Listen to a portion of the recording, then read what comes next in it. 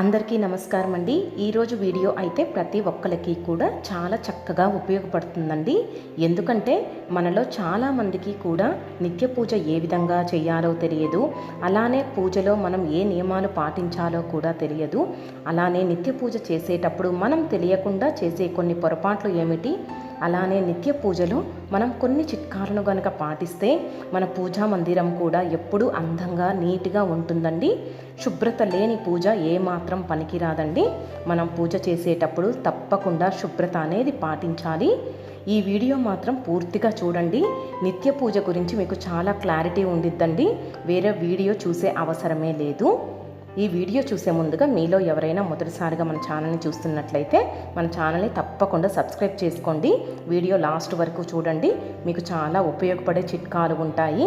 అలానే నిత్య పూజలో మనం తెలియకుండా చేసే కొన్ని పొరపాట్లు ఏమిటో కూడా మనకు తెలుస్తాయండి. ప్రతిరోజు మనం ఇంట్లో నిత్య దీపం అనేది పెడుతూ ఉంటాము. నిత్య దీపం పెట్టేటప్పుడు ముందుగా ఇంటిని మొత్తం నీట్గా శుభ్రం చేసుకోవాలండి. మనలో చాలామంది పూజ గది వరకు శుభ్రం చేసేసి పూజ అనేది చేస్తూ ఉంటారు. నాకైతే అలా నచ్చదండి. ఇంటిని మొత్తం నీట్గా శుభ్రం చేసుకున్న తర్వాత చక్కగా మనం గడప పూజ అనేది చేసుకోవాలండి. గడప పూజ చేసిన తర్వాత మాత్రమే మనం నిత్య పూజ అనేది చేసుకుంటూ ఉండాలి. గడప దగ్గర కనీసం పసుపు రాసి కుంకుమతో బొట్లు పెట్టి చక్కగా పూలు పెట్టి మనం నిత్య పూజ చేసుకుంటే సరిపోతుందండి. నేనైతే గడప దగ్గర ప్రతిరోజు కూడా ఈ విధంగా రాగి చెంబుతో నీటిని పెట్టి ఈ విధంగా చక్కగా పసుపు రాసి కుంకుమతో బొట్లు పెట్టి బియ్యం పిండితో ముగ్గు వేసుకుంటానండి.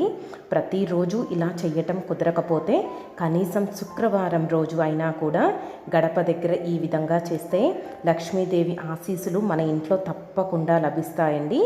మీలో కూడా ప్రతి ఒక్కళ్ళు గడప పూజ చేసుకోండి. గడపని లక్ష్మీదేవి స్వరూపంగా భావిస్తాము కాబట్టి గడప ఎప్పుడూ పచ్చగా ఉండేలాగా చూసుకోవాలండి. అలానే చాలామంది గడప దగ్గర చెప్పులు అనేది వదిలేస్తూ ఉంటారు. అలా చెయ్యకూడదండి. ఆ చెప్పులను చూసి లక్ష్మీదేవి మన ఇంట్లోకి రాకుండా వెళ్ళిపోతుంది. ఎప్పుడూ కూడా గడప దగ్గర మనం నీట్గా ఉంచుకునేలా చూసుకోవాలి. గడప పూజ చేసిన తర్వాత మనం మన పూజా మందిరంలోకి వెళ్ళి ముందు రోజున పూజ చేసిన అక్షింతలు కానీ పువ్వులు కానీ సాంబ్రాణి పొడి కానీ వీటన్నింటినీ నీట్గా తీసివేసి ఒక కవర్లో పెట్టుకోవాలండి. ఈ విధంగా తీసివేసిన పూలని కానీ అక్షింతలను కానీ వారానికి ఒక్కరోజు కానీ 10 రోజులకి ఒక్కరోజు కానీ ఏదైనా చెట్టు మొదట్లో కానీ చెరువులో కానీ నదిలో కానీ బావిలో కానీ కలపవచ్చండి. ఎక్కడ పడితే అక్కడ మాత్రం వేయకూడదండి. ఎందుకంటే వీటిని గనక ఎవరైనా తొక్కినట్లు అయితే మనకి కొన్ని దోషాలు అనేవి ఏర్పడతాయి. అందుకోసం మనం జాగ్రత్తగా ఈ పూలను ఎక్కడ పడితే అక్కడ వేయకుండా ఎవ్వరూ తొక్కకుండా ఉండే ప్రదేశంలో మాత్రమే వేయాలండి. ఆ తర్వాత దేవుడి సామాగ్రి మొత్తం నీట్గా తీసి ఒక ప్లేట్లో పెట్టుకొని వాటిని చక్కగా తెల్లగా మెరిసేలాగా నీట్గా తోముకోవాలండి. ఏ ఇంట్లో అయితే శుభ్రత ఉంటుందో, ఏ ఇంట్లో అయితే నీట్గా ఇంటిని సర్దుకుంటారో ఆ ఇంట్లోకే లక్ష్మీదేవి రావటానికి ఇష్టపడుతుందండి. అందుకోసం ఇంట్లో కూడా ఎప్పుడు దుమ్ము ధూళి అనేది లేకుండా వారానికి ఒక్కరోజు అయినా డోర్ కర్టన్స్ కానీ బూజు కానీ ఇంట్లో ఎటువంటి దుమ్ము ధూళి కానీ లేకుండా చూసుకోవాలండి. ఈ విధంగా దేవుడి సామాగ్రి మొత్తం ఒక ప్లేట్లో పెట్టేసుకొని కొంచెం పీతాంబరి అలానే విమ్ లిక్విడ్ వేసుకొని నీట్గా ఇలాగా శుభ్రం చేసుకుంటే సరిపోతుందండి. చూసారు కదండి. ఈ విధంగా ముందుగా ట్యాప్లో వాటర్ వదిలేసి అన్నిటినీ ఒక్కసారి నీటిలో పెట్టుకుంటే మనకి ఏమైనా మురికి ఉన్నా కూడా నీట్గా పోతుంది. చూసారు కదండి. ఈ విధంగా చేసుకున్న తర్వాత ఒక ప్లేట్లో కొంచెం పీతాంబరి విమ్ లిక్విడ్ వేసేసుకొని రెండింటిని మిక్స్ చేసుకొని మనం స్క్రబ్బర్తో నీట్గా క్లీన్ చేసుకుంటే సరిపోతుంది. నిత్య పూజ చేసేటప్పుడు మనం ప్రతిరోజు కూడా దేవుడి సామాగ్రి అనేది శుభ్రం చేసుకున్న తర్వాత మాత్రమే పూజ అనేది చేసుకోవాలండి. దేవుడి సామాగ్రి శుభ్రం చేసిన తర్వాత తప్పకుండా వాటిని పొడి క్లాత్తో తుడుచుకొని పెట్టుకుంటే సామాగ్రి అనేది ఈ విధంగా చక్కగా మెరుస్తూ ఉంటాయండి. మనం పూజ గదిలో ఎప్పుడూ కూడా 2 పాత్రల్లో నీటిని అనేది ఉంచాలి. ఒక పాత్ర ఏమో దేవుడి దగ్గర పెట్టడానికి, ఇంకొక పాత్ర మనం ఆచమనం చేసుకునేదానికండి. నేనైతే కొన్ని చోట్ల విన్నానండి, దేవుడి సామాగ్రి మేము వారంలో ఒక్కరోజు మాత్రమే శుభ్రం చేస్తామండి, మాకు తీరిక ఉండదు అని చెబుతూ ఉంటారు. అలా చేయకూడదండి. మనం భోజనం చేసిన తర్వాత ప్లేట్ని అలానే కడగకుండా తినము కదండి. ప్లేట్ని ఏ విధంగా అయితే శుభ్రం చేసుకొని మనం భోజనం చేస్తామో, స్వామివారి దగ్గర పెట్టిన దేవుడి సామాగ్రి కూడా తప్పకుండా శుభ్రం చేసి మాత్రమే మనము పూజ అనేది చేసుకోవాలండి. చాలామంది నాకు కామెంట్లో పెట్టారండి, ఎవరు చేసుకోకుండా ఉంటారండి, అందరూ శుభ్రం చేసుకొని పూజ అనేది చేస్తూ ఉంటారని. నేను శుభ్రం చేసే వాళ్ళ గురించి చెప్పలేదండి. ఎవరైనా కుదరక శుభ్రం చేయకుండా వారానికి ఒక్కరోజే శుభ్రం చేసుకుంటున్నట్లయితే ఇప్పటి నుంచైనా కూడా ప్రతిరోజు శుభ్రం చేసిన తర్వాత మాత్రమే పూజ చేయండి అని చెబుతున్నానండి. ప్రతి దాంట్లో కూడా నెగిటివ్ అనేది వెతకకండి. ఏదైనా ఒక విషయం చెప్పినప్పుడు దాంట్లో మంచిని మాత్రమే చూడండి. ఎవరైనా అలా చేస్తే వాళ్ళు మాత్రమే ప్రతిరోజు శుభ్రం చేసుకోండి అని చెప్పాను. అలానే మనం నిత్య పూజ చేసేటప్పుడు పూలను కోస్తూ ఉంటాం కదండి. పూలు కోసిన తర్వాత వాటిపై పసుపు నీళ్లు చల్లిన తర్వాత మాత్రమే మనం పూజా మందిరంలోకి తీసుకొని వెళ్ళి చక్కగా దేవుడి పటాలకి పెట్టుకోవాలండి. అలానే బయట నుంచి ఏమి తీసుకొని వచ్చినా కూడా వాటిని మనం పూజా మందిరంలో పెట్టేటప్పుడు చక్కగా పసుపు నీళ్ళని చల్లితే చాలా మంచిదండి. దేవుడి దగ్గర ఈ విధంగా పసుపు, కుంకుమ, అక్షింతలు వీటన్నింటినీ సర్దుకోవాలి. అలానే ఈ విధంగా శుభ్రం చేసుకోవాలండి.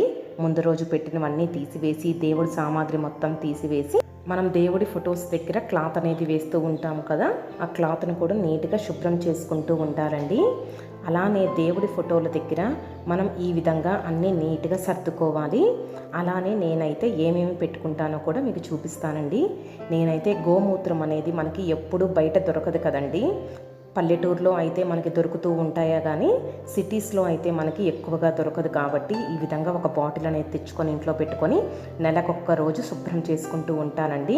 అలానే పూజ నూనె మనం ఇలా పెట్టుకోవాలి. అలానే ఆవు నెయ్యి వీటన్నింటినీ మనం నీట్గా సర్దుకొని చక్కగా ఈ విధంగా పెట్టుకోవాలండి. అలానే ఒక బాక్స్లో పసుపు, కుంకుమ, అక్షింతలు, ఒక్కలు, అలానే కర్పూరం కానీ మనకి ఏవేవి కావాలో వాటన్నింటినీ చూసుకొని ధూప్ స్టిక్స్ కానీ వీటన్నింటినీ ఈ విధంగా ఒక బాక్స్లో ఆర్గనైజ్ చేసుకుంటే మనం గుడికి వెళ్ళేటప్పుడైనా ఈ ఒక్క బాక్స్ తీసుకొని వెళ్తే మనకి అన్నీ దీంట్లోనే ఉంటాయి. కాబట్టి మనం నీట్గా చక్కగా పూజ అనేది కూడా చేసుకోవచ్చండి. ఈ విధంగా మనము అన్నింటినీ సిద్ధం చేసుకొని చక్కగా నిత్య పూజ అనేది చేసుకోవచ్చండి. దేవుడి గదిలో దేవుని విగ్రహాలకి శుభ్రం చేసిన తర్వాత బొట్టు పెట్టి పువ్వులతో చక్కగా అలంకరించుకోవాలండి. బొట్లు పెట్టేటప్పుడు గంధం ఉపయోగిస్తే చాలా మంచిదండి. అలానే దీపారాధన చేసేటప్పుడు నూనె పోసాక మాత్రమే ఒత్తులు అనేది వెయ్యాలండి. చాలామంది తెలియక నూనె పోయకుండా ముందే ఒత్తు వేసేసి ఆ తరువాత నూనె పోసి దీపం అనేది వెలిగిస్తూ ఉంటారు. అలానే దీపారాధన చేసేటప్పుడు మనం అగ్గిపుల్లతో మాత్రం పొరపాటున కూడా వెలిగించవద్దండి.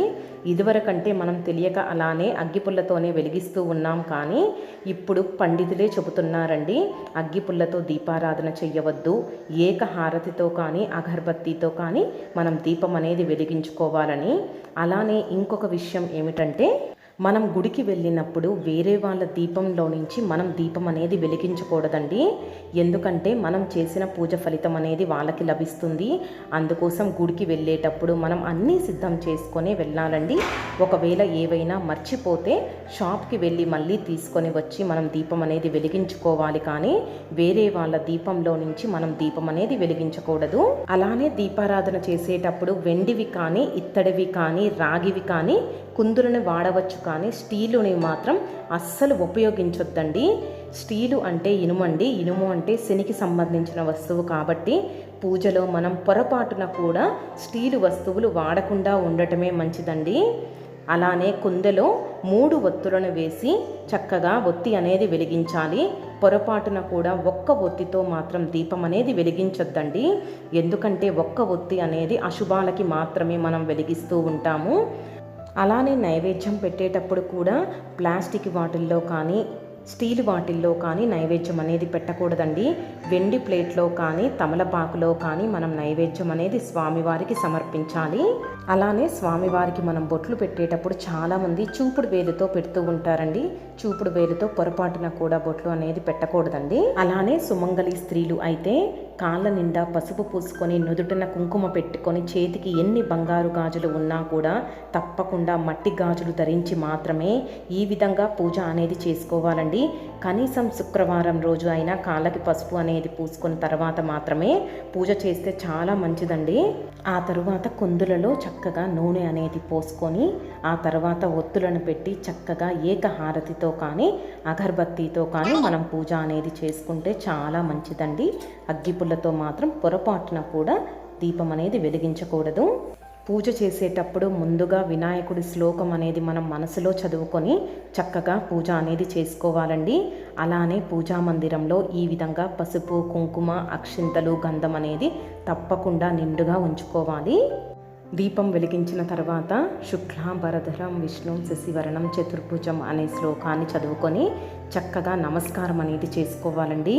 ఆ తర్వాత గురు బ్రహ్మ గురు విష్ణు గురుదేవో మహేశ్వర గురు సాక్షాత్ పరబ్రహ్మ తస్మై శ్రీ గురవే నమః అనే మంత్రాన్ని కూడా చదువుకొని చక్కగా నమస్కారం అనేది చేసుకోవాలి. ఆ తరువాత దేవుడి దగ్గర 2 పాత్రల్లో నీటిని పెట్టాము కదా, ఒక పాత్రలో నీటిని మాత్రం తాకకుండా రెండవ పాత్రలో నీటిని తలపై 3 సార్లు చల్లుకోవాలండి. దీపారాధన చేసేటప్పుడు కూడా దీపారాధన శ్లోకం చదివితే చాలా మంచిదండి. దీపారాధన శ్లోకం ఏమిటంటే, ఓ దీపదైవమా, నీవు బ్రహ్మస్వరూపమై ఉన్నావు, మాకు సకల సౌభాగ్యాలు సుపుత్రులను ఇచ్చి మా కోరికలన్నీ తీర్చమ్మా అని చక్కగా నమస్కారం చేసుకొని దీపం అనేది వెలిగించుకుంటే చాలా మంచిదండి. దీపం వెలిగించిన తర్వాత చక్కగా గంట అనేది మోగించుకోవాలి. అలానే దీపారాధన చేసిన తర్వాత దీపానికి చక్కగా గంధము కుంకుమలతో బొట్లు పెట్టి పూలను చక్కగా సమర్పించుకోవాలండి. దీపం వెలిగించిన తర్వాత గంటను ఎందుకు కొడతామో కూడా మనం ఇప్పుడు తెలుసుకుందాము. గంట ఎందుకు కొడతామంటే, దేవతలు ఉండే చోట రాక్షసులు కూడా ఉంటారు కదా, ఈ పరమ పవిత్రమైనటువంటి ప్రదేశంలో దుష్ట శక్తులు కూడా ఉండకూడదు, కాబట్టి మీరు ఇక్కడ నుంచి వెళ్ళిపోండి అని గంట కొట్టి దేవతలను పిలిచి ఘంటానాదం ద్వారా దుష్ట శక్తులు మన ఇంట్లో నుంచి బయటికి పంపిస్తామండి. అందుకోసం పూజ చేసేటప్పుడు తప్పకుండా గంట అనేది మ్రోగించాలి. ఆడవాళ్ళు పూజ చేస్తున్నట్లయితే నమః అనాలండి, మగవాళ్ళు పూజ చేస్తున్నట్లయితే స్వాహ అని అనాలి. ఇప్పుడు ఆచమనం ఏ విధంగా చెయ్యాలో తెలుసుకుందామండి. ఈ వీడియోలో ఆచమనం ఏ విధంగా చేయాలో వీడియో క్లిప్ అనేది మిస్ అయిందండి. మీకు క్లారిటీగా కావాలంటే మన ఛానల్లో ఆల్రెడీ దానికి సంబంధించిన వీడియో పెట్టానండి, వీడియో లింక్ ఇస్తాను. ఇప్పుడు ఒకసారి ఏ విధంగా చేయాలో కూడా చెప్తానండి. దేవుడి దగ్గర 2 పాత్రల్లో నీటిని పెట్టాం కదండి, ఒక పాత్రలో నీటిని దేవుడికి అంకితం చేస్తాము, ఇంకొక పాత్రలో నీటిని మాత్రం మనం పూజకి ఉపయోగిస్తూ ఉంటాం కదండి. పూజకి ఉపయోగించే పాత్రని మనం దగ్గరగా ఉంచుకొని అందులో ఒక ఉద్ధరిని వేసుకోవాలి. ఉద్ధరిని మన దగ్గర లేకపోతే పువ్వుతో కానీ తమలపాకుతో అయినా కూడా ఈ ఆచమనం అనేది చేసుకోవచ్చండి. దీనికోసం ముందుగా కుడి చేతి యొక్క బొటన వేలును మడిచి ఆ తర్వాత చూపుని వేలిని బొటన వేలి పైన పెట్టాలి. అప్పుడు మిగతా 3 వేలును చాపి ఉంచాలి. ఈ విధంగా పెట్టినప్పుడు ఒక చిన్న గుంతలాగా మనకి చేతిలో వస్తుందండి. చేతిలో వచ్చిన ఆ గుంతలో గురువింద సైజు అంత నీటిని మాత్రమే వేయాలండి, ఎక్కువ నీటిని వేయకూడదు.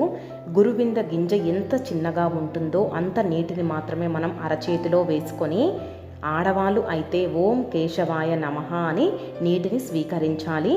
రెండవసారి కూడా మళ్ళీ వేసుకొని ఓం నారాయణాయ నమః అని మళ్ళీ నీటిని స్వీకరించాలి.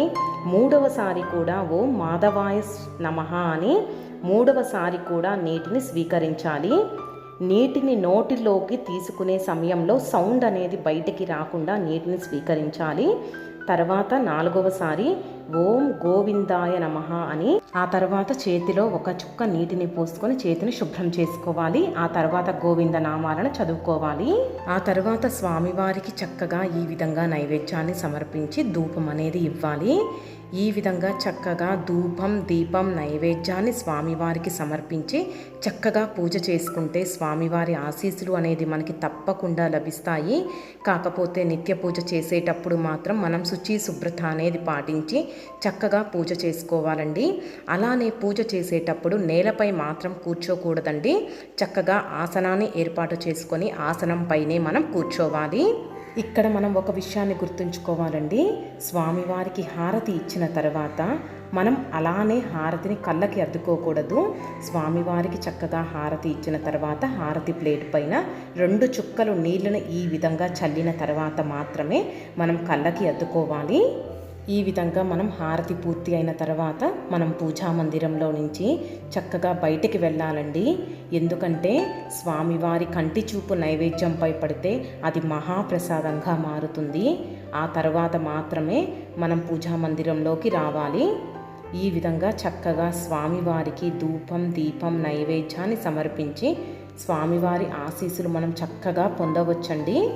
పూజా మందిరంలో ఈ విధంగా దీపారాధన వెలుగుతున్నంతసేపు డోర్లు ఏమైనా ఉంటే అవి తప్పకుండా తీయాలండి. అలానే పూజా మందిరంలో డోర్లు లేకుండా కర్టన్స్ వేసుకున్నట్లయితే కర్టన్స్ను కూడా మనం దీపం వెలుగుతున్నంతసేపు సైడ్కి పెట్టాలి. ఆ తర్వాత దీపం కొండకెక్కిన తర్వాత మాత్రమే మనం డోర్లు కానీ కర్టన్స్ కానీ వేసుకోవాలండి. ఇప్పుడు మనం నిత్య పూజలో ఏ చిట్కాలను పాటిస్తే మన పూజ గది అనేది ఎప్పుడు శుభ్రంగా ఉంటుందో కూడా తెలుసుకుందామండి. పూజ గదిలో మనం దీపం పెట్టేటప్పుడు దీపారాధన కుందులలో ఈ విధంగా స్టాండ్స్ అనేవి మనకి షాప్స్లో అవైలబుల్ ఉన్నాయండి. వీటిని కనుక మనం తీసుకొని వచ్చి మన పూజా మందిరంలో దీపం వెలిగించినట్లు అయితే మనకి దీపారాధన కుందులు అనేది నల్లగా అవ్వకుండా ఉంటాయండి. మనం దీపం వెలిగించినప్పుడు ఏ విధంగా అయితే నీట్గా ఉంటుందో దీపం కొండకెక్కిన తర్వాత కూడా అదే విధంగా నీట్గా ఉంటాయండి. వీటికి సంబంధించిన వీడియో కూడా మన ఛానల్లో ఆల్రెడీ పెట్టానండి. వీడియో లింక్ కావాలంటే ఇస్తాను. మీకు దగ్గరలో ఎక్కడైనా పూజా స్టోర్స్లో కూడా ఇవి దొరుకుతాయండి. అలానే మన పూజా మందిరంలో చిన్న చిన్న విగ్రహాలన్నీ ఉంటాయి కదండి. వాటిని ఎలా పడితే అలా పెట్టకుండా ఒక ప్లేట్లో ఈ విధంగా వీటన్నింటినీ పెట్టుకొని చక్కగా పూజా మందిరంలో పెట్టుకుంటే చూడటానికి కూడా ఎంతో అందంగా ఉంటుందండి. అలానే మనం పూజా మందిరంలో వీలైతే 2 సెట్లను పెట్టుకున్నట్లయితే మనకి పూజ కూడా చాలా ఫాస్ట్గా అయిపోతుందండి. చాలామంది జాబ్ చేసే వాళ్ళకి దేవుడి సామాగ్రి శుభ్రం చేసి పూజ చేయాలంటే కొంచెం టైం అనేది పడుతుంది. కాబట్టి 2 సెట్లు మనం దేవుడి దగ్గర పూజా సామాగ్రి తీసుకుంటే ఒక సెట్ శుభ్రం చేసుకొని ఇంకొక సెట్లో మనం పూజ అనేది చేసుకోవచ్చండి.